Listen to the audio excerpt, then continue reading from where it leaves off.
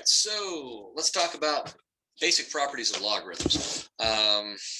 There are three main properties, at least that's how it's usually presented in algebra books. Property number one says if you have something like log of 2x, so obviously the base is 10 because I didn't explicitly write the base. Because it's multiplication in there, I can write that as log base or a log of 2, log base 10 of 2, plus, because of the multiplication, log base 10 of x or log x. So that's one of the rules. I can go either direction on this rule and the other two rules. Second rule is really similar. Okay, if instead of multiplication it's division, then we get subtraction instead of addition. And we've seen things like that before in the past, where you have things like x to the 7th over x to the 5th, and okay, there's that division there. So what do? You do subtraction of the exponents. And so the division yields subtraction. This division yields subtraction. Okay. So that's, it's not entirely new. All right, the last one is a little different than those two. And it looks more like this. If I have log x squared, again, I'm just doing base 10 because the base doesn't matter for any of these. If everything in the log is being raised to the same power, then that power can come out front. Okay. And that's how it works. Or if there's a number out front, okay, that can come in as a power, come in as an exponent. All right. So let's give these little cutie pies a try on the left. The first one, log base 8 of 11 plus log base 8 of 5 is log base 8 of something. Well, there's addition here, which means we're going to multiply the 11 and the 5 together and get 55. All right. On the second one, we've got division right here that's broken up with subtraction, rule number 2. And so it would be, we could break this guy up as log base 9 of 8 minus log base 9 of 11. So we get an 8 right there. And for the last one, I see a number out front on one side of the equation. I don't see a number out front on the other. So I'm thinking, number out front, I'm thinking the exponent rule. So, all right, so what are we going to get? Well, apparently 1 over 81 can be written as some number that we're looking for raised to the -4 power. Oh. So 1 over 81 can be written as some number raised to the -4 power. Cool. And we just got to find out what that some number is. Well, if we were to raise this to the -1/4 power, a power to a power, you multiply them and you get 1. And so that would give me just x to the first power. Okay, so raising both sides to the -1/4 power, I think that's going to get the job done. Those will cancel. And we get 3. So the answer is 3. Normally on these problems, it's more like this stuff here where it's like, yeah, okay, I can just kind of do it in my head. But part C was not like that on this problem. That's kind of the idea. So in this section, everything comes down to these 3 rules of logarithms. So you're going to get practice using them. And that's kind of the idea. All right, so next topic. And probably I can make that a little bigger. That'll be nicer for you. Okay. So on this topic, they're going to give us a big messy log expression. And they say, use these 3 rules here to expand it or take it apart, to break it up. All right. Well, first thing we probably want to do is say, all right, that square root in there, square root's the same thing as the 1/2 power. So I'm just going to start off by getting rid of that. Let's see, x, y, 7, to the 1/2. There we go. All right. So we don't have that going on anymore. And if it were if it was cube root, then it would be the 1/3 power. Okay. And then so on. Okay. Well, everything in here, is it all raised to the same power? No. So I can't do rule number 3 yet. But there are exponents in there, so I'm going to do it eventually, but not yet. Is everything in here just one big multiplication problem? No. But it is one big division problem. So let's use rule number 2 first. So we'll do log base 10 of the top.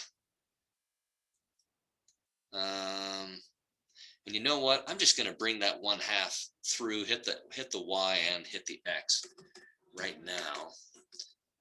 Might as well. That's not a log rule. Okay, so I get that minus log of the bottom. Okay, cool. Now, in the first log, is everything being raised to the same power? No, so I cannot use that one yet, not on the first log. But it is one big product. It's all of that times all of that. So we can use rule number 1 to break it up. Oh, poop. Which one was it? It was that one. Okay. So it'll be log of one of them plus log of the other. And then I didn't do anything with that last log with the z, not yet. Okay. Now, in each of the logs, everything is being raised to the same power. So in the first log, everything's to the 1/2 power. The second one, everything's to the 7/2, and so on. So now I can use rule number 3. So I'll bring the 1/2 out front of that first log and the 7/2 out front of the second with the y and the 3 out front of the third. Yeah. Now, I could have, at this point right here, I could have pulled that 3 out, but I didn't bother. I was like, I'll just wait till I'm doing the exponent, all the exponents in one shot. But that's kind of the idea. All right, new topic, same idea. Break it up, take it apart. Okay, and so once again, it is just one big division problem inside. So I'll go straight for rule number 2. So log base 10 of 4 times 6 plus x to the 3rd power minus log x to the 5th. And like last time, I could pull that 5 out now, but I'm just going to not, bother. Well, maybe I just will do it. Okay. So in the first log, it's all one big multiplication problem. Not everything is being raised to that 3rd power. So I'm not going to do rule 3 on this one yet. So I'll use rule 1 instead and say log 4 plus log 6 plus x cubed. And then on this one, I'm going to pull out the 5. Okay, I'm getting crazy and I'm going to do that. All right, using rule number 3. Okay, so there's nothing left to do on the 3rd or the 1st logs, but the middle one, I can pull out that 3 using rule number 3.